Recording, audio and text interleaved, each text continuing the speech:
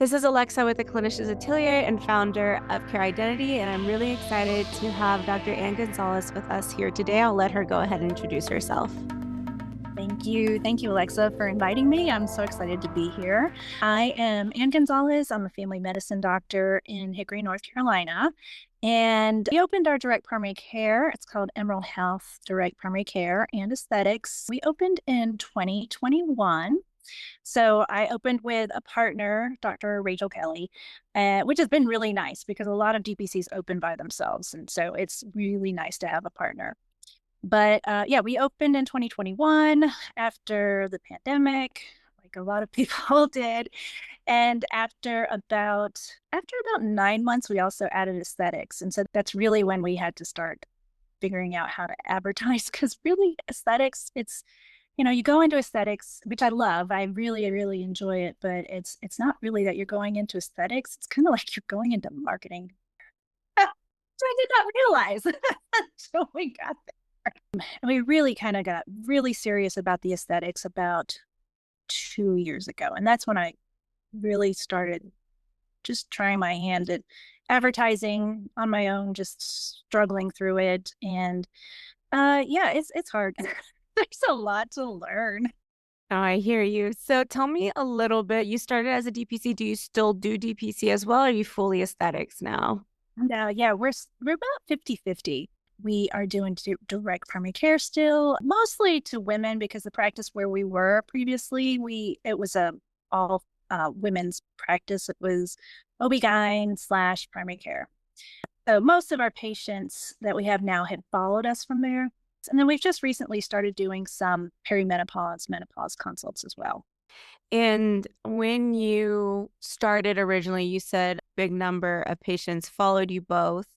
Did you have to market before we go into the ads, which is really fun? And I know that's what we really want to talk about, but just to kind of build a foundation, did you do additional marketing to grow the practice on the DPC side?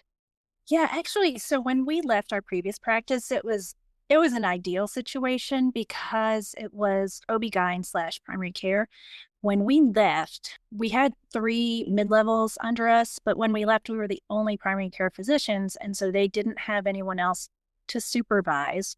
So when we left, they just shut down primary care. So a lot of those patients really didn't have anywhere to go. They had to go to another practice. Some of them did come with us because mostly because they wanted to follow us, not necessarily that they wanted direct primary care. Some of them really loved the model, but I think most of them just wanted to come with us. And it's really interesting because we have picked up a lot of other patients, and I think because they want the model, they want direct primary care. We didn't know them before. Some of these new patients are completely new. But when we did leave, so because we had a lot of patients from the previous practice, it picked up really fast. When we decided to do aesthetics, we had to kind of back off the direct primary care a little bit because we wanted to have enough time, for both. And if we were so full of DPC patients, then we couldn't do the aesthetics part. Okay, cool. So let's kind of transition into aesthetics. So you realize, man, I need to learn to market because I'm not getting anyone through the door, or you're not getting as much traffic as you like. So tell me a little bit, what did that evolvement look like? So first off, just learning takes a while. And then we would do either like free or at cost treatments for people. So that was part of our, kind of getting the word out. We would do events. Like we had an office in a hair salon. So we would do events there. We had social media. So we were doing posts, which were good. And we were doing those initially. It was just me. And then we finally did get somebody to help us with that because that's a lot too. And then they were doing okay. But, when you just put posts out on Facebook or Instagram, only just a small percentage of your followers will see them. And so that's how we started thinking, okay, well, we need to put some money behind this. When you were doing the more organic events, like in the hair salon, or like you said, organically posting, were you getting much conversions at all, or were you getting like very little to none? We got a little bit. We had a few conversions. It wasn't it wasn't a lot of conversions, but we got some because both of us had been in the area for, like, I've been in this particular area for about 23 years. So, I knew a lot of people. So I got some, but it just was not, it just wasn't getting out there fast enough. So at what time did you finally decide I need to learn to do meta ads? Was it, oh, like seriously, really? Yeah, like when did you start and what did that journey look like? Did you take like a course from someone? Was it trial and error? Tell me a little bit what that process was like for you when you decided to begin doing meta and why did you choose to do meta? Like what made you finally decide maybe we should put money into ads? I started with Meta mainly because, we were already on Facebook and Instagram. And I did start with just boosting posts, which doesn't really do a whole lot. It just puts the posts in front of a bunch of people, but not necessarily the people that you want. So I don't know, that did not work. And then I started trying to run different things like traffic ads, engagement ads. I didn't know what I was doing, but I was just trying different things. So looking at a couple of YouTube videos and just reading some stuff online, some of them worked just they worked. Kind of dumb luck, I think. But I was looking back at the numbers earlier today and looking at the metrics, and some of them did do all right, and they did that did correlate with times when we did see more patients calling and getting some new patients. But really started getting serious about 6 months ago. Probably should have done it sooner. But so I did end up taking a great course, and it does have it was a course that has coaching and live calls, and so it was extremely helpful. And once I did that, and I thought, oh, this is what I need to do. A completely wrong kind of campaign. I need to be running leads campaigns and I need to be doing this and looking at things. Then it really solidified everything. I do have to ask just for my own self, what was the anxiety like before you started running ads and knowing you're investing this money and not sure what your return's going to be? I don't think I had a lot of anxiety because I didn't know I had to have anxiety. That's what holds me back is like, ooh, what was your daily budget spend after you took that course? Like what was your daily spend on the ads?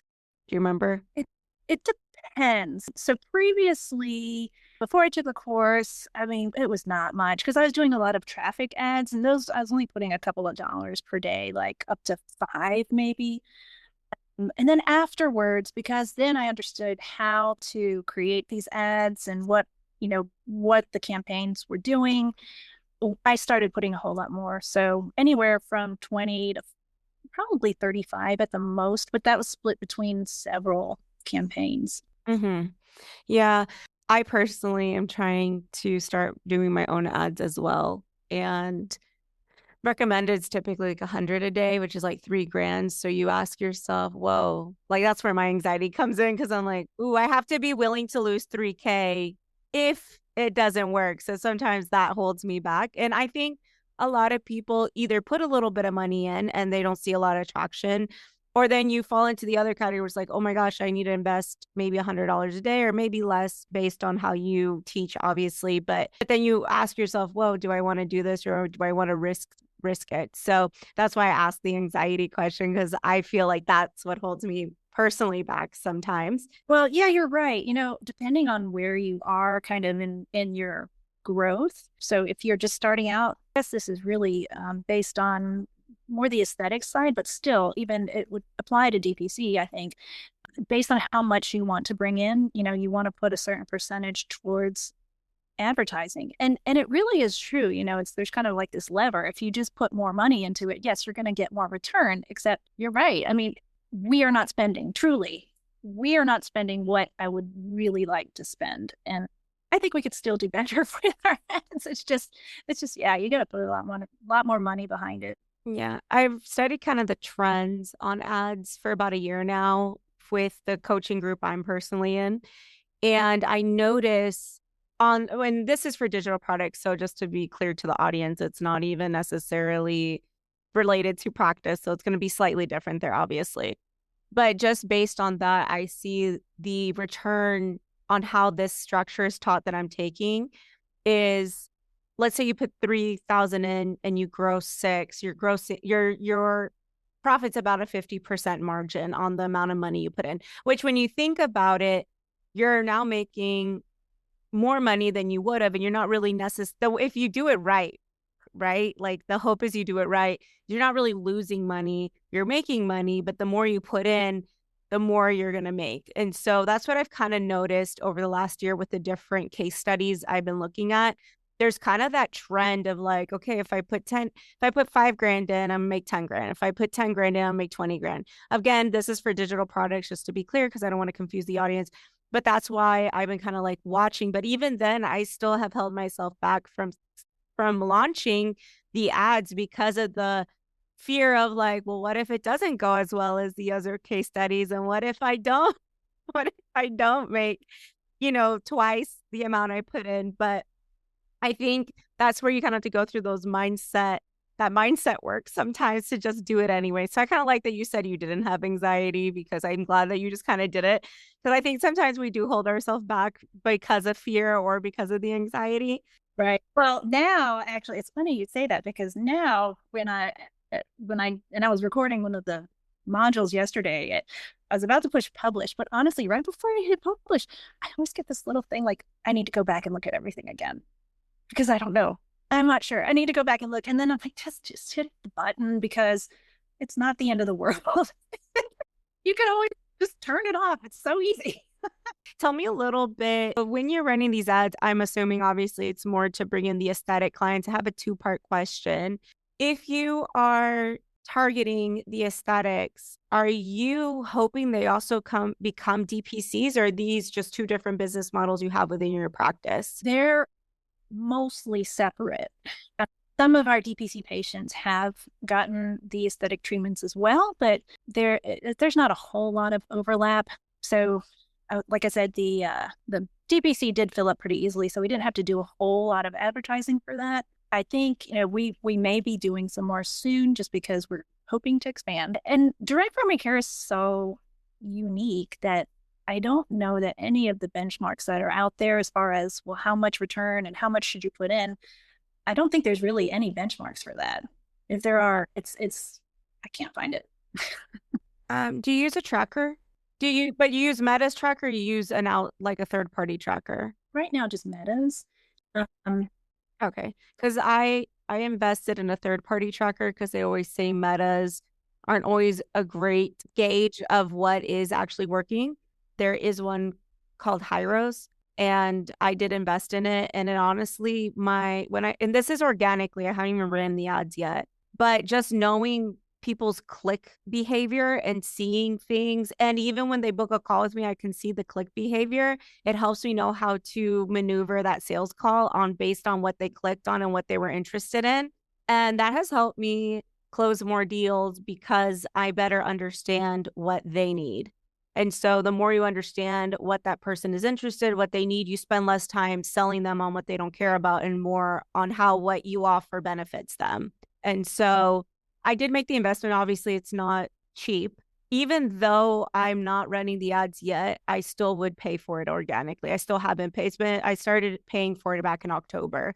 And it's really cool to see like even how many times someone visits. Sometimes they visit the website 18 times before they ever book a call. So it kind of shows you even like, I don't know, I kind of talk about this in my sales course, but it's like, it really helps you kind of see how long it really takes someone to kind of start building that trust and start like paying attention before they actually choose to work with you. I do want to ask you, when you create your campaigns and stuff, what does that target look like? Like, do you show videos of your work before and after? Do you make reels, like educating? Is it a mixture of different things? What kind of ad creatives do you use to draw in the audience? So I wish we could do before and afters, but Meta is extremely strict about that. That's one of their absolute no-nos. And I had so many campaigns denied or declined because I didn't know that at the beginning. I didn't know that. No, you can't do a before and after. So there's some certain things you have to kind of watch out. You can't do before and afters. You can't be like, hey, those wrinkles bothering you. You have to stay super, super positive. They don't want anyone to feel bad about themselves. You can't go on and be like, hey, you ready to lose that last 20 pounds? That's going to get turned down. How do you find out what you're allowed to say and not say in the medical world? Is there like something Facebook has, or how do you know? Yeah. Well, either you get turned down and then you have to figure it out. But yes, there are guidelines. And those are kind of the big ones. You want to stay as positive as possible. You want to highlight the transformation. What could they get? That's the best. Because then, you're not trying to make someone feel bad about themselves. Facebook will be fine with it. And the other thing is, you want to kind of stick or stay away from saying you too much. I mean, you want to say some. It's kind of, it's not really like conversion copy, like you would on your website. There's really no rules for that. But as far as on meta ads, you don't want to say you too much. You can do it like one or two times in one ad, but try to avoid it. And there's ways, around it. But yeah, but there is a place. It's on Facebook. You can find it as far as regulations. On the ad creative, so we talked about what you can't or what you shouldn't write on the ad creative. So how do you kind of make them now? Do you make videos? Do you make still post? Do you do a mixture of both? And which do you feel perform better? I do usually 50-50. There's a certain way to run campaigns where they have what they call dynamic creative. So you can have up to 10 different images, videos, or combination. And then what I'll do is put usually 5 of each. Video does really, really well, but even the still images, they still do great as well, especially if you have not a lot, but some very distinct headlines that are eye-catching, really good hooks. And then after running those for a few days, just to see, how is it received, what is getting the most attention, you can break it down, which is really, really just mind-blowing that you can go in and just hit breakdown and it'll tell you, this image got 5 views, this one got 300, and so then you can just kind of pick and and try to optimize. Like, okay, I'm going to get rid of that one. I'm not going to put any money towards that one because it didn't generate any interest. So you can, go back after that. And so once you figure out what works, and you can do that for the images, for the videos, you can do it for the headlines and the text. So then you can really find out, okay, this one works. And then once you find what works, that's when you really either scale it, you can just put more money towards it, or you can change your audience and try to put it in front of some different people. Obviously, with the aesthetics, I do have a question. Do you offer any membership options to those patients, or is it always getting new clients or new patients constantly? And then obviously some repeat. Yes, but yes, we have memberships. So even though, we do have the memberships, which, everyone in DPC knows, yes, you want memberships. It's the best way to have, reliable income. We do still have some churn, not very much, because the memberships are they're really, really good. You want to make them no-brainers. So we don't have, we really don't have anyone stop doing them unless they move away. But still, you just want to have a constant stream of new patients coming in, especially growing. How do you package the memberships for aesthetic versus DPC, since it sounds like they're not really DPC patients, but more aesthetic? Mm-hmm. So there are a lot of different ways that you can do aesthetic memberships, but you can have just like a standard pay X amount per month and it's all banked and you can get whatever you want. Or like we have a Botox membership, you pay a certain amount every month, and then after 3 months you have like 30 units, 25 units that's already banked. And then anything above that it's a lower price point than if you didn't have the membership. We have a facial membership, which also, so it's facials every month, plus you can get, or you could do a version where it's like you pay X amount and then every 4 months you get an energy treatment. So we have a whole bunch of varieties, which might be too many, but yeah, we have different options. I was curious, but that sounds kind of interesting. So it's almost like they're putting money in a piggy bank every month. And so when they're ready, they can take advantage instead of paying one big lump sum all at once. Yeah. So the idea is to, yeah, make it a little easier as far as the payments. So it's sort of like a payment plan, but then also, people have already put money in. So it helps them stick with their treatment plans. And so instead of us having to be like, hey, you had your Botox 3 months ago, they'll they'll want to come in regularly because they've already put that money in. How many leads a month on average are you getting from your campaigns? So previously, not very consistently, a couple. Probably for the past 5, 6 months. It depends. Like some months we put a lot more in because we were having events. So those we had probably like 30. Most months it's somewhere between 10 and 15. And it really just depends on how much money you put into it. Kind of like we were talking about earlier, the trend. So that just kind of continues to prove my point on studying the trends. I'm very analytical. I absolutely love numbers and math. And I think a lot of people sometimes don't understand how this all works. And one thing I've learned, especially as I've gotten older, I didn't really think like this in my 20s, but now that I'm like in my 30s, I think more about investment. I think more in an investment mindset. So like if I invest X amount of dollars, how much am I going to make back? So I did some quick little math right now based on your $35 ad spend, and it came out to be roughly about $1,000 a month. And so I was like thinking, if one of your packages, and you don't have to share yours necessarily, but I'm just thinking in my mind, like if the lifetime value on someone is like $2,000 and I paid even 1,000, anything after that could be profit. Or if I paid a certain amount, maybe some don't profit because of the ad spend, but I'm profiting off this others. And now my income is growing because these are leads I would have never gotten organically. So do you want to talk a little bit about that? Sure. Yeah.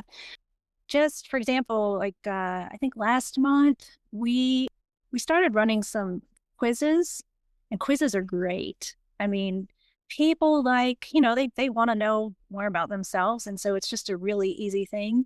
So we started running a quiz about like what's your skin age, and so it wasn't long, as like 2 minutes, 6 or 7 questions, and then after, so that was kind of a hook, and then the kind of freebie after that is a skincare consult. So I think I'm just trying to think about how much we put towards it. Probably 300, I think. And then, you're going to get people who will do the quiz. They don't come in, they don't schedule. So, but the people who did the quiz and then came in and scheduled, like one person, for example, she came in and immediately she's like, yeah, I want this $2,000 package. And then in the fall, I'm going to do this other one. And yes, I want the membership too. So for a $300 month of ad spend, the return was, I can't even calculate in my head, because you're really looking at that lifetime value. Yeah. And I think that's what I want the audience to hear, especially those that are new to opening their practice or new to ads or just new to anything that comes to marketing. Most of our episodes so far have been more focused on organic, which I think most of us, when we start, maybe don't have the funds to invest or we don't know how to do it. And I was thinking of something this morning, and it wasn't even related to the ads, but just in general, that sometimes our lack of knowledge in a certain area costs us a lot more money. So what does that mean? That because I don't know how to run ads, maybe I find someone to run the ads for me, but they're charging me a lot of money and I don't even realize it. And in the end, it might have not have cost as much if I learned to do it myself. And so I've been a DIYer for years. It's actually how I've always been. Like I teach myself so many things. I do think I have quite a big overview of understanding on different topics. I'm not going to say I'm an expert at everything, but I definitely do try to teach myself and learn. And it does take time, like you said. Like I always tell people, it's either time and or money. You're going to spend the money or you're going to spend the time to learn. And so I really wanted to do an episode like this because I want those that are maybe they've already opened and maybe they do want to scale or maybe they want to look into other options so that they can grow their practice more or bring in more additional income. And so I really appreciate you coming to kind of share your experience. And also, I know that you help other doctors, clinicians that have DPC how to run ads. Yes. Yes. So after I really got serious about the ads, I'd been talking to a lot of DPC doctors because, like I said earlier, it's a lonely, kind of a lonely business because there's just not too many people who do this. And so after talking to a bunch of people, there's a group that we have because I'm in North Carolina. We have kind of monthly like meetups, and we were talking about getting new patients. That was kind of our like topic for the month, and people were saying they were having a hard time.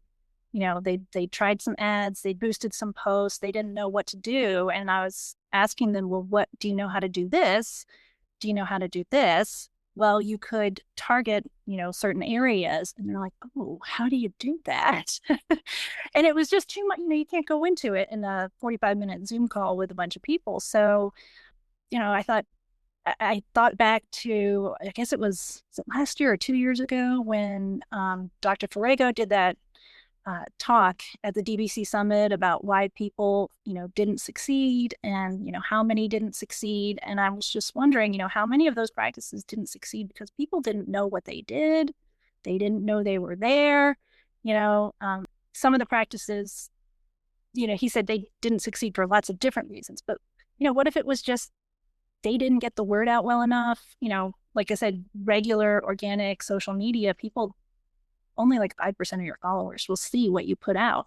So, ads are really one of the very fastest ways to get the word out. So if someone's starting out and, they gave up their regular job because they were going all in on DPC, like you need to get started and you need to get patients fast. Yeah. And that's actually why I launched my course called I Need Patients yesterday, because it was the more organic way to grow quickly instead of waiting. Because after 10 years that I've been working with the DPCs, how many times did I hear the same pain point over and over that I don't know how to get patients, or I don't know how to talk to people, or how do I, what we call, how do I overcome sales objections, essentially, like when I get pushback.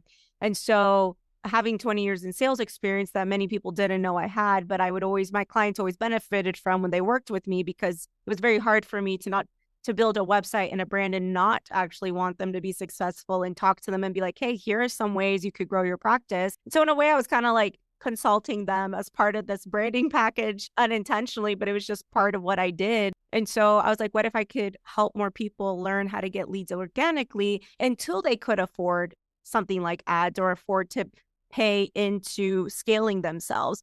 And so I was always really good at getting organic leads, especially since I was in real estate. And I was like, if I could teach these methods, because they literally work for any service-based business, but make it tailored for the doctors, clinicians, and mental health therapists, and teach them like, hey, this is how you can get around and grow quicker instead of waiting for people to come. Because there were a lot of times I would have past clients that maybe were more introverted, and they're like, oh, I went to a networking event, but it didn't work. And I was like, well, did you follow up with them? Did you get a card? They're like, no. I was like, well, that's why, because you need to keep following up with people. If they always say the sale is in the follow up, and people don't realize the value of following up. And the other thing too was that people would just wait, like waiting for people to find them. And I always tell people, you can have a beautiful website, but it's going to be useless if you have no strategy behind how to drive the traffic there, whether it is through ads or whether it is organically. But the more that you can get in front of people, the more that you can grow. And just to touch back on your comment on the organic social media, I always tell people, especially when they hire us for social media management to create posts and reels, I tell them, I can't guarantee you're going to go viral. And you probably will get X amount of views, because that's the average I see on, everyday people. And if your goal is to drive new leads, this may not be the best route. Right? I will tell people that, because I don't mind making your post and making it pretty if you want to use it as a nurturing tool and you want to have a presence and you want it to look professional. But at the same time, I don't feel like organically social media is going to bring you a ton of leads. It will bring you some leads. I'm going to say it doesn't work. It definitely does work, but it's not going to bring maybe the amount of leads you're looking for, unless you're extremely active or you have some kind of strategy, like I said, behind it, where you're actively like consistently engaging. And so I do like the idea of the ads and you kind of sharing that side of things, of how you were getting like a couple people here and there. And then as soon as you turn it on, you can kind of see the average leads depending on how much money you're investing. Right. Yeah. And it's not that, I mean, I think there's definitely a place for organic social that, you still need that. I mean, you don't just want to just run ads because like you said, you can see when people are clicking and they click on your website 18 times before they contact you. Like we've had people who come in, they're like, yeah, I've been following your socials for 2 years. And they finally just now came in. So you need the organic so that people, get to know you. They see your face. They know what your company or your business is about. They know, kind of your vibe. But then, yeah, the ads just kind of ramp it up. But then you still also need to do, the in-person stuff. I always tell people it's the fastest way to grow organically is to just be uncomfortable and go in person. And the like going back to the social media, I always feel it's a nurturing tool. It's a great nurturing tool. Like you said, they'll follow you. I have people that I see in DPC summits sometimes like, oh, I've been following you for 2-3 years. I know when I'm ready to open, I want to hire you or something. And so that absolutely, like you said, is so important to have that presence because people are watching, even if they're not liking anything, even if they're not commenting, but they see that you're consistent. They see that you're active. And do you do the before and afters at least organically on your pages? Oh, yeah. Yeah, for sure. Yeah, we have a lot there. And then we have more on the website. Wherever we can put it, yes, we will put those. What advice would you give to someone that is starting their DPC and those that may be looking to scale their DPC? Ads is kind of a steep learning curve, but once you do figure it out, you literally can put something together in just a couple minutes and then go ahead and publish it and start running it. It is not immediate. You still do need time to see the results, but it will work. And sometimes you need to tweak some things, but it works. I mean, there's no doubt about it. You're going to get a return on them. And the other thing is you don't need to use, a lot of money. You can still get the word out with just $1 or $2 a day. So it doesn't take thousands of dollars. And if you don't have a lot of money, that's okay. You can still do a little bit. Just put the ad out. Just do it. That's what I feel like that was for me. Just put the ad out. Is your course already live and can people sign up or is there a wait list to join? I have kind of a sample lesson on the website. And then there's also a kind of like, are you ready to run ads checklist? So, do you have your offer ready? Do you know who you're trying to target? Do you have a way to follow up? Do you have a place to send them? So you need those things before you start running the ads. So those are on the website. Some people might ask themselves, what if they only want to do DPC and they don't want to do aesthetics? Will this method still work for them? Absolutely. I did really develop this for DPC. I mean, it'll apply to aesthetics too. I did want to do this for direct primary care. And I mean, we can work it for direct specialty care too, but it's really, I mean, for DPC, yes, you see one DPC, you've seen one DPC, but the concept of DPC is universal, right? So it'll work for DPC for sure. That's awesome. Well, thank you so much for your time and thank you so much for sharing this information with us. Thank you. I hope you enjoyed today's episode and you can access all the links in the end of the podcast in the description. Include Dr. Ann Gonzalez's course information if you'd like to learn more about how to run ads. I also included our I Need Patients Yesterday course if you're looking for a more organic approach, along with my free practice identity bundle.